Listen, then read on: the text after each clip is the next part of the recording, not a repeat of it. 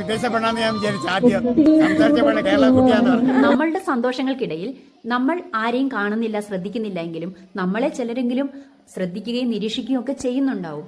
നമ്മളത് അറിയുന്നില്ലെങ്കിലും അവർ നമ്മുടെ അടുക്കലേക്ക് ഓടിയെത്തും. അങ്ങനെ ഓടിയെത്തിയ ഒരു ചേട്ടനെ ഞാൻ നിങ്ങൾക്ക് വേണ്ടി പരിചയപ്പെടുത്താം. ചേട്ടൻ ലോട്ടറി എടുക്കുന്ന കേട്ടോ. ചേട്ടന്റെ കയ്യിൽ നിന്ന് ഇവിടെ ആരെങ്കിലും വരുവാണെങ്കിൽ ഈ ചേട്ടന്റെ കയ്യിൽ നിന്ന് ലോട്ടറി എടുക്കണേ. പറഞ്ഞു. ഞാൻ ടിക്കറ്റ് കാരാപ്പുഴ ഡാമിന്റെ പരിസരത്തുണ്ട്.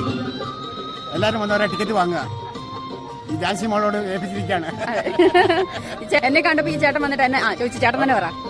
വിദേശ പെണ്ണാന്ന് ഞാൻ വിചാരിച്ചു ആദ്യം സംസാരിച്ച പെണ്ണ് കേരള കുട്ടിയാന്ന് പറഞ്ഞു. ആയിക്കോട്ടെ. അപ്പൊ ഞങ്ങൾക്ക് ഭയങ്കര സന്തോഷമായി. ചേട്ടൻ നല്ല വളരെ സന്തോഷമായി. ഓക്കെ ഏട്ടാ. പേരെന്നാ? ഉത്തമൻ. ഇവിടെ അടുത്ത് തന്നെയാണോ? സംസാരം കൊണ്ടും ഇടപെടലുകൾ കൊണ്ടും നല്ലൊരു വ്യക്തിത്വത്തിന്റെ ഉടമയാണ് ഈ ചേട്ടനെന്ന് ഞങ്ങൾക്ക് മനസ്സിലാക്കാനായിട്ട് കഴിഞ്ഞു. യാത്ര പറഞ്ഞ് ഞങ്ങൾ പോകാനായിട്ട് തുടങ്ങുമ്പോൾ തന്നെ ഒരു നാരങ്ങ വെള്ളം കടയിൽ കയറി 2 നാരങ്ങ വെള്ളം കുടിക്കാമെന്ന് കരുതി. അങ്ങനെ ഞങ്ങൾ കടയിൽ കയറി ഇരിക്കുമ്പോൾ ഇതാ ഒരു ചേച്ചി ഓടി വരുന്നു. ലോട്ടറി വിൽക്കുന്ന ഒരു ചേച്ചി തന്നെയാണ്.